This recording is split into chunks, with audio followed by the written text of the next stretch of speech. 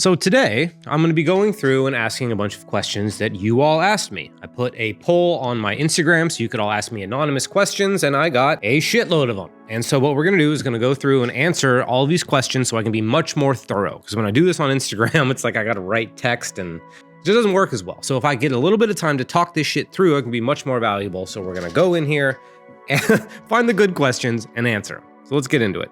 Can you please talk about nightmares from a Jungian perspective? Would love to understand why these happen and how it's relevant to healing and growth.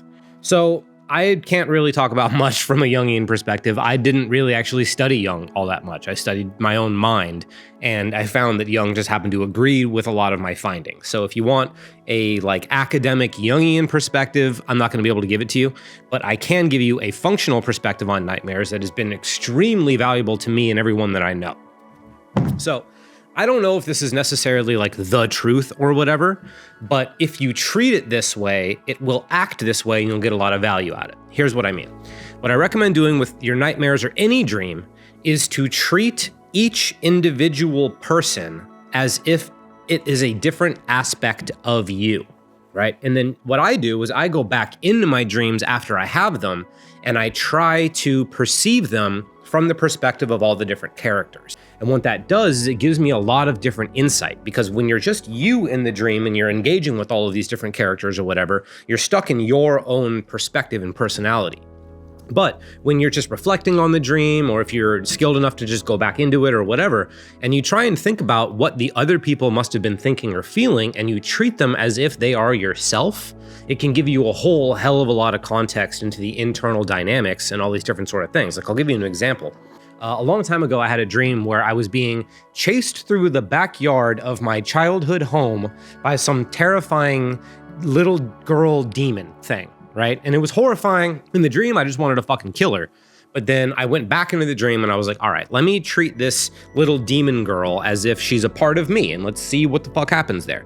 And I went in there and it turns out that she wasn't anything that I thought she was. She was essentially mirroring and manifesting as my repressed and abandoned innocence that had just turned into this horrible, disgusting monster because I had ignored it for such a long time. And when I was able to go back into the dream and see it from the perspective of that little demon girl, I could see that she was just afraid as I was. And I was trying to survive and she was trying to survive. And we were both actually trying to accomplish similar things. We were both just freaked out that we couldn't really understand what was going on. And then when I did that, I was able to form a relationship to that part of myself and actually grow a lot and really have my experience of living be a lot better. So it's not a Jungian perspective, but it is a perspective that has been extremely helpful for me. And the themes in dreams are also really important. Whatever's happening thematically, see if there's any relevancy to that in your own real life. Because the best explanation of dreams I've ever found was from Jordan Peterson. And he basically says that dreams are kind of like your mind's first attempt to make sense of the things that you're not fully aware of and can't fully perceive yet. So they're giving you hints into the things that your mind is trying to figure out. And so they're all jumbled and nonsensical because it's half real, half not nonsense. But if you can go in there and be like, okay, my mind is trying to form some kind of thought. Let me look at the contexts. Let me look what's happening, see if there's any parallels. Let me look at all the different characters, treat them as myself, see what their motivations might be. And if you can do something like that, then you'll get a lot of value out of every single dream you're ever going to have for the rest of your life, whether it's a good or a bad one. So let's see what else we got. How does shadow integration benefit your romantic life from your experience? It completely revolutionized it in every single possible way imaginable. And the easiest way for me to bottom line this is knowing that for each person and thing that exists outside of you is a part of you that must relate to that thing. Whether it's inside of you or outside of you, some part of you has to relate to it. And the health of that thing that you're relating to depends on the health of the part of you that relates to it. So what that means in practical terms is, if you see someone that is your perfect 10 ideal person, but the part of you that relates to perfect ideal 10 person is disowned and unintegrated and unhealthy, that disowned, unintegrated, unhealthy part is going to see perfect 10, everything I ever wanted. Holy fuck, maybe I'm not good enough for that. Maybe it's going to hurt me. Maybe it's going to abandon me. Maybe it's going to do whatever. And you see a threat where there is a blessing. And so if you want to be able to actually love and be loved by your perfect 10 amazing, wonderful person, then you actually have to find the part of you that relates to that concept, integrate it, and get it healthy. This works for sex, this works for money, this works for everything. And like a big part of me that I noticed in my relationships, what I would often get into relationships with people that would specifically embody parts of my personality that I had disowned. And a big part of this is because the psyche is always seeking balance.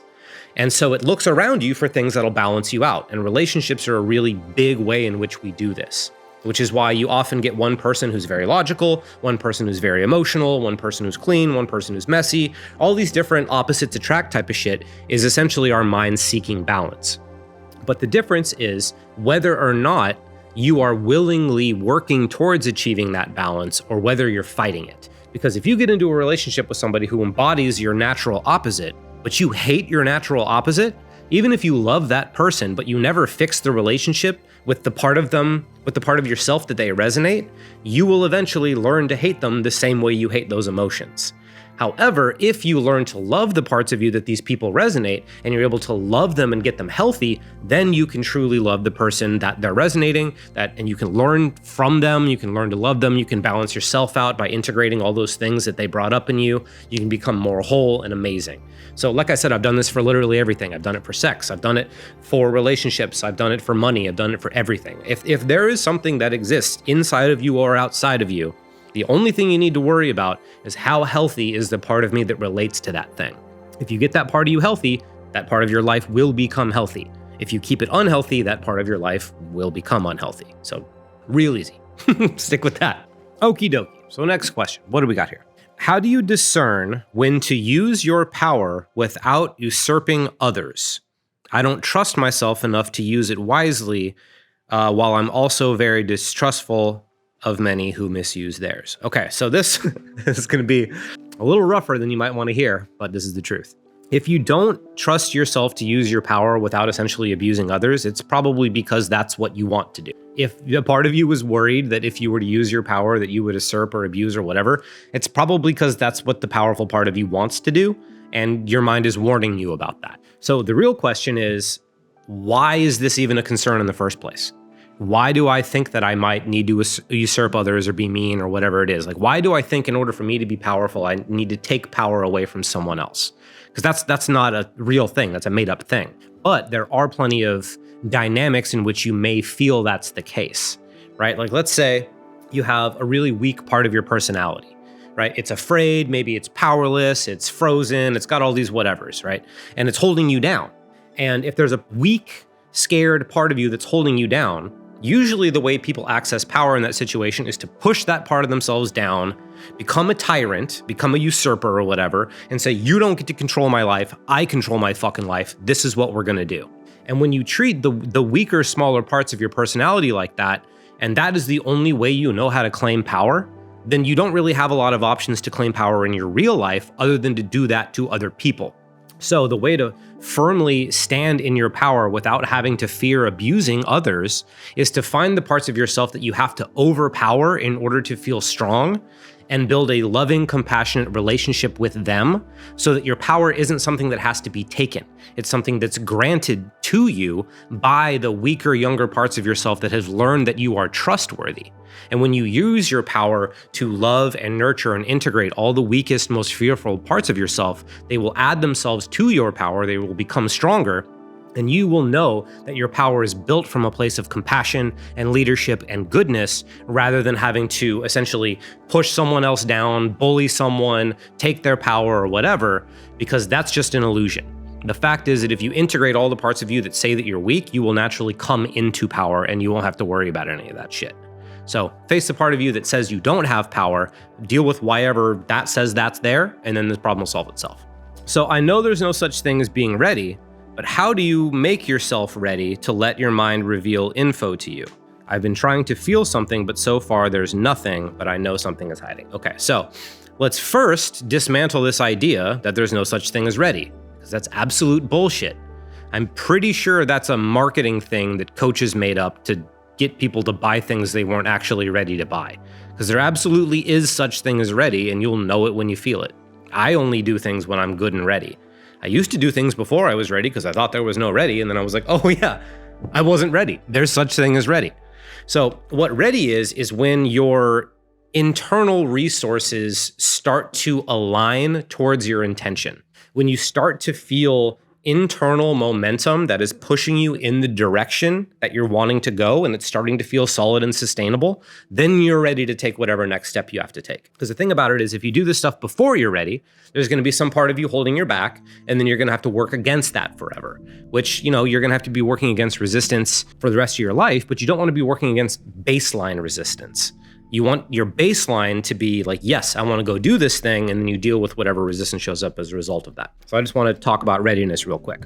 However, when it comes to your mind not showing things to you, you have to assume that it's because you don't want it to. One of the big key understandings in shadow integration is that your mind doesn't do anything you didn't tell it to do. And so if your mind is hiding information from you, you can bet that on some level, you're probably afraid of that information. Like one of the things I come across with my clients a lot is that like they don't know how to admit what they want, or they don't know how to know what they want. And I'm like, okay, cool. Like, let's explore that. And a lot of times that comes down to like, oh, fuck, I don't actually trust myself. If I knew what I want, it might lead me somewhere bad. If I knew what I want, I might have to go get it and I could fail. I could get rejected. I could get judged. So like knowing what you want, having clarity on certain things can create these unconscious threats in ways that don't necessarily make immediate sense. But if you dig a little bit and be like, why wouldn't I want to know this? And like really own that if you don't know it, it's because on some level you don't want to, and start at questioning from there, then you'll start to realize why you would hide that information from yourself, what kind of threat it potentially poses, and what you might need to do in order to help yourself feel safe enough to allow that information to fully make its way from the unconscious to the unconscious. These are actually pretty good questions. Okay, so next question. I kind of wish I had names, I want to do that whole, our next question comes from blah, blah, blah, from blah, blah, blah. I wish you did. Do you have a daily routine? Curious about it. Recommendations? Yes, I absolutely do. Okay, so here's my daily routine. As soon as I wake up, I set my alarm for much earlier than I plan on waking up, about an hour or so.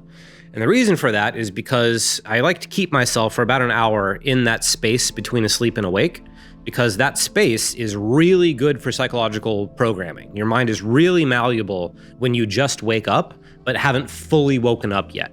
And the moment you look at your phone, you will activate your alpha brainwaves and you will be out of this state. So don't look at your phone in the morning.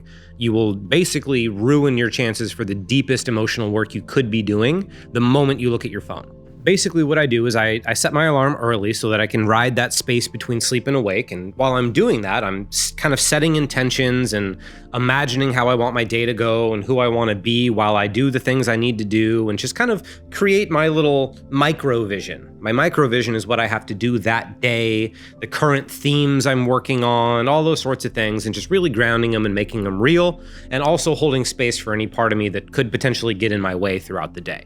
So I'm building familiarity with all the parts of me that might get in my way, while also feeding my vision and my identity and really encoding into myself who I'm going to be for that day, building momentum so I can take it in with me for the rest of the day. Then I have my coffee, I make myself breakfast. As I'm eating breakfast, I respond in the Discord, which if you haven't joined the Discord, it's totally free. Come and join that shit. I'm in there coaching every single day, so you can get free coaching. Respond to my messages and emails, put out content, maybe have a coaching call, and then I go to the gym for about an hour and a half, come home, do more work, fuck around for a few hours, kind of whatever I feel like doing.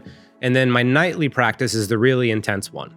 So my morning practice is the like meta or the micro vision of who I need to be that day and like that week and the more immediate context. But my nightly practice is the meta context. I like zoom way the fuck out. And I essentially imagine my life in like 10, 15, 20 years. And then I imagine myself as that guy, and also hold space for any part of me that says that I'm not that guy or can't be that guy or whatever. And the reason for this is because just like in the morning routine, I'm building momentum. I'm telling myself, this is who I am. This is the life I lead. This is what I do. This is my fucking life. And I encode that into my body as if it is the Lord's truth. And then I just hold space for, listen to, love, and integrate any part of me that says that's not the case. And what this does is it builds momentum.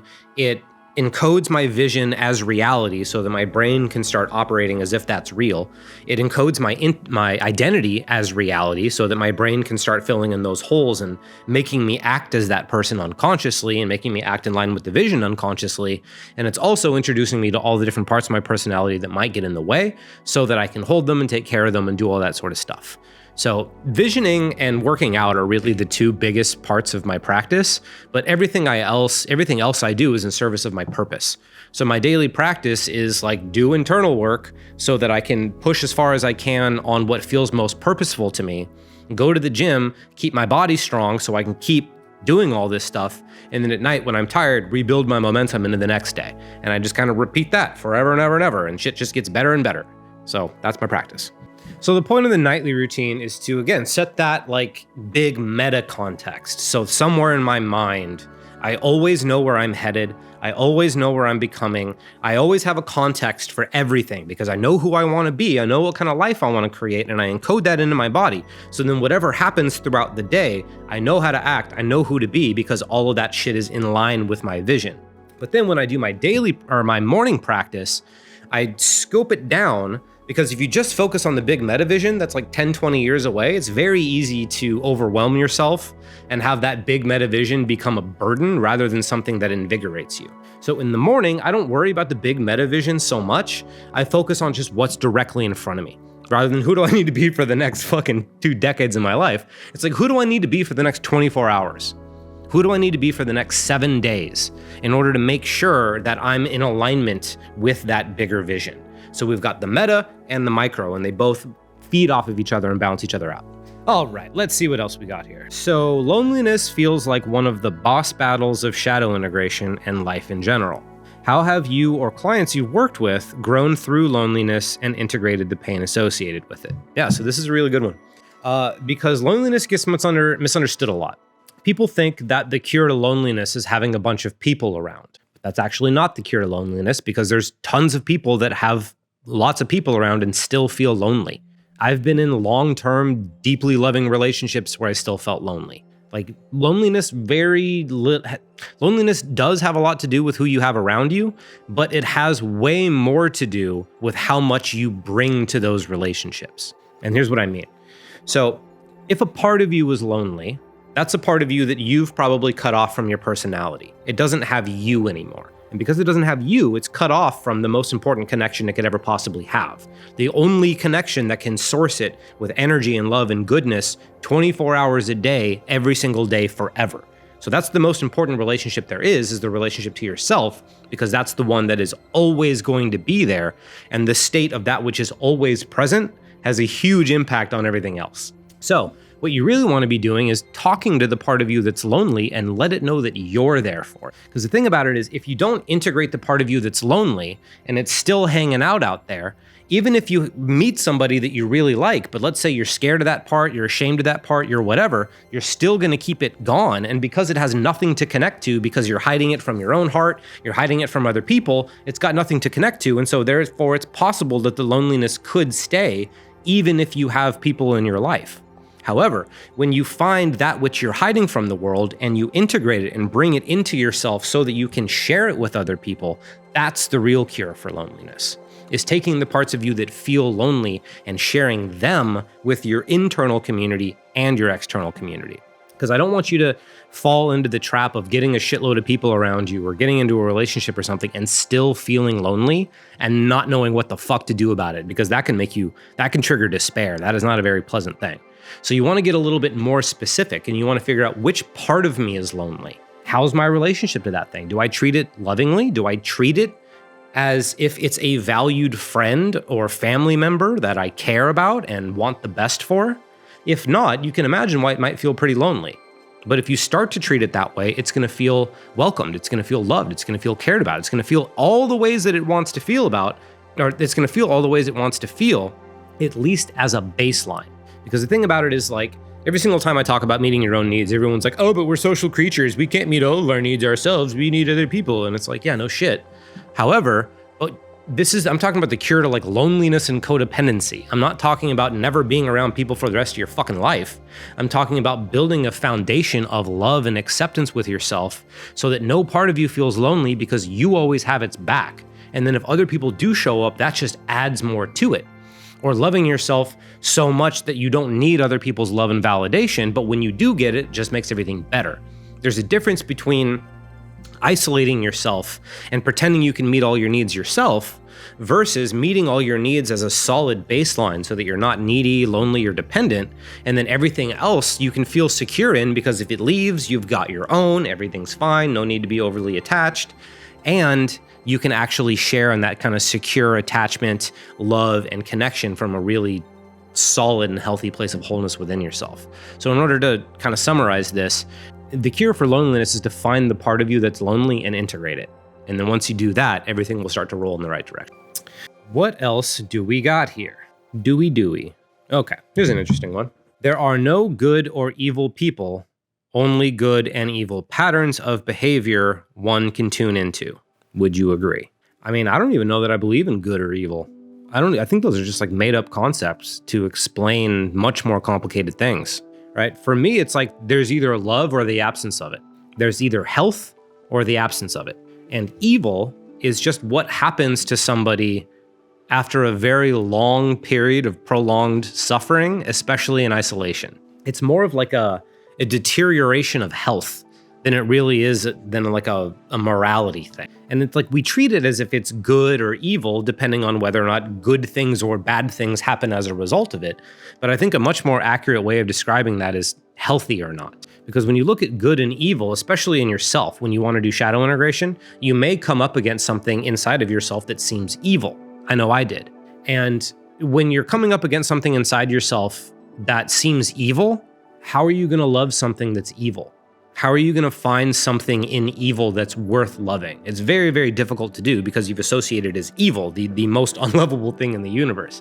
However, when you understand expressions of evil that could be classified as evil as simply a massive deterioration in mental health, then it becomes something that you can actually heal within yourself.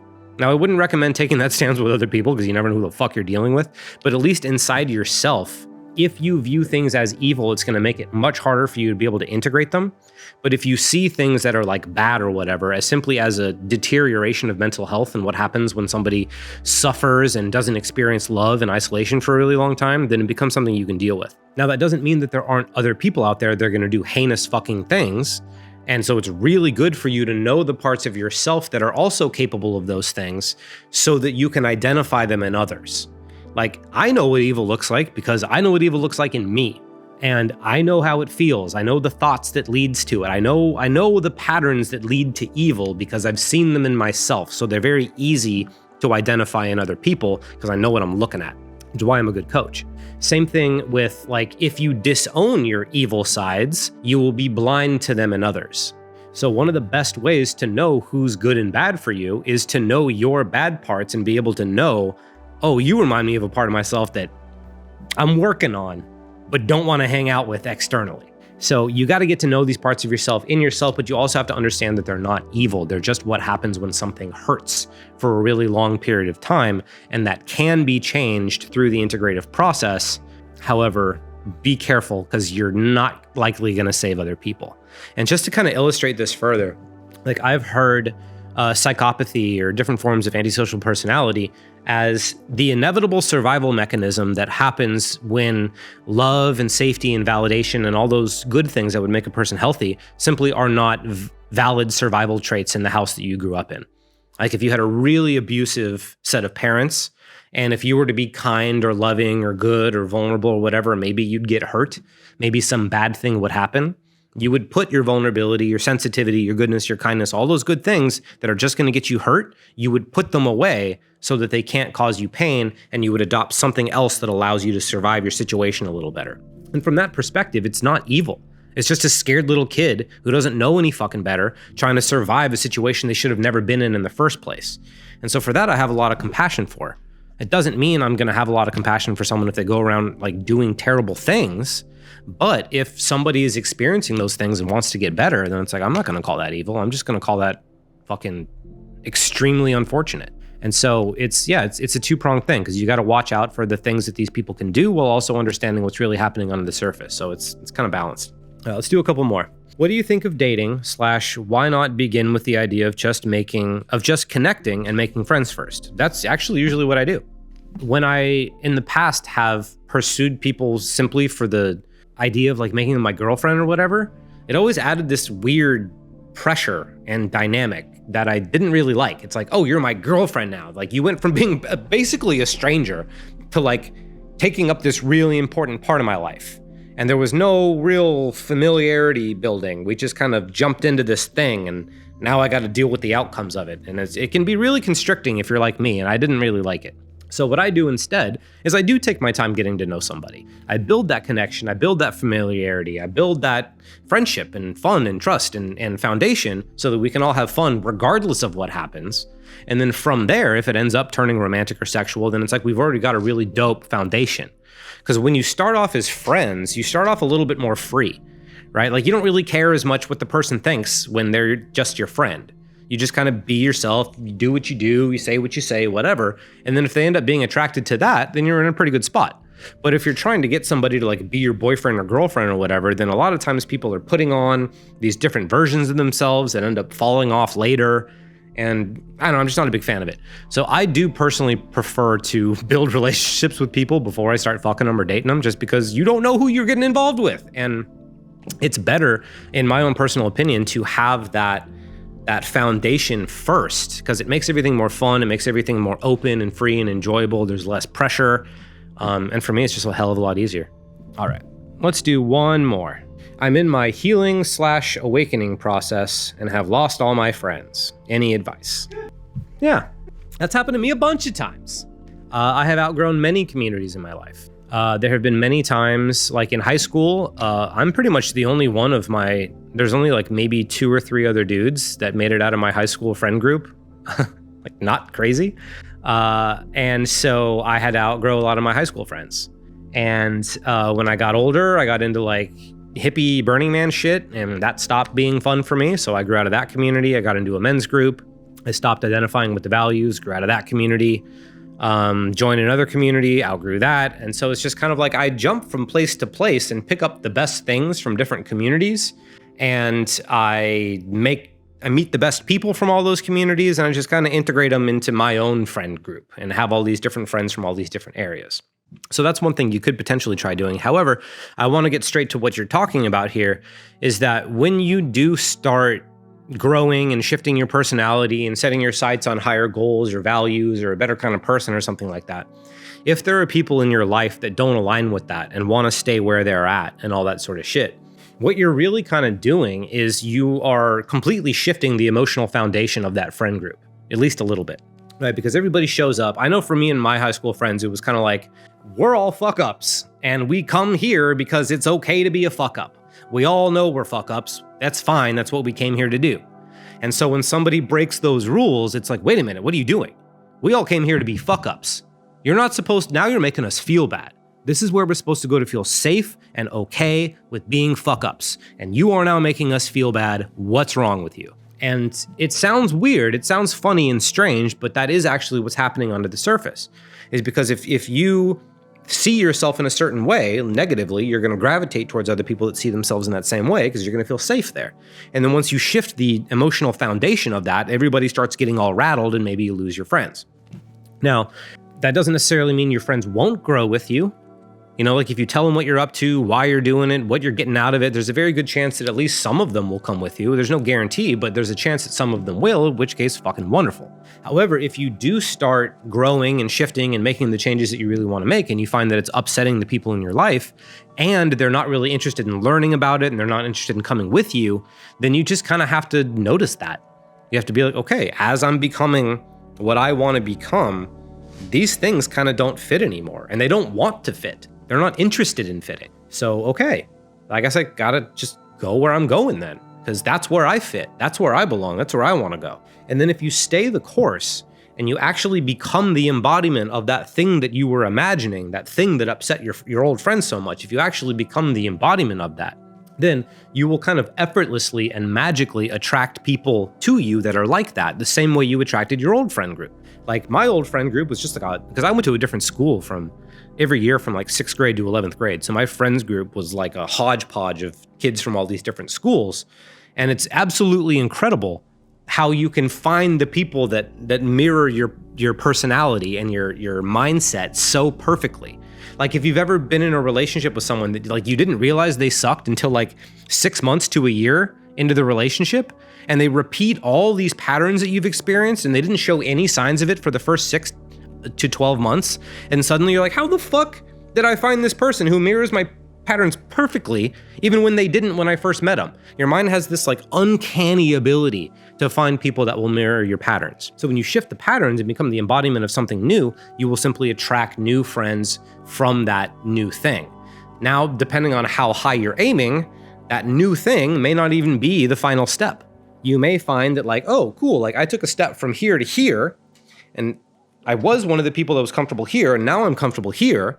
And then once you get comfortable here, you might find out there's a next step, and suddenly these people don't vibe with you anymore, and you got to find the next thing. Now, you may be able to take some people from all these different communities with you, and that'd be fucking great. That's what I've done. However, the most important thing is to be true to yourself, because you are the only person you will be with every moment of every day for the rest of your life. Nobody else can say that. You will be there with every thought, every feeling, every action, everything you ever do for the rest of your life. You will have to be there for it. And so whether or not you like yourself is the absolute most important thing here, because when you do like yourself, you trust yourself, you really are the embodiment of that which you want to be and that which you want to be around, you will start effortlessly attracting people from that perspective. So just keep going. I know it's hard. I know it's scary. I know it's disorienting. But if you just keep that vision in your mind and remember who you are and where you're going, eventually your reality will mirror that and it will be worth it. Cool. So there's a bunch more. I could do another one of these if you want me to do them. However, this has been fucking rad. So thank you for all of your questions. It's been an amazing opportunity. You asked really great questions. So I'm glad I got to go deeper on these and give a much thorough explanation than I ever could on Instagram. So thank you for your help. This is great. I'm glad I get to answer these questions. I hope they were helpful for you. If you have any more, feel free to drop them and I can do another one of these maybe fucking once a month if it works out. And if you want help with any of this stuff, like I said before, I have a Discord group that is completely free. I also have a free shadow integration starter kit. So if you want to learn how to do shadow integration or talk to people in the community, you can do all of that for free. And all the links will be below. So we can get you started without any money at all. And you can start learning how to integrate all of these different insights that I shared today. But I'm Chris Orozco. I love you, and I'll see you next time.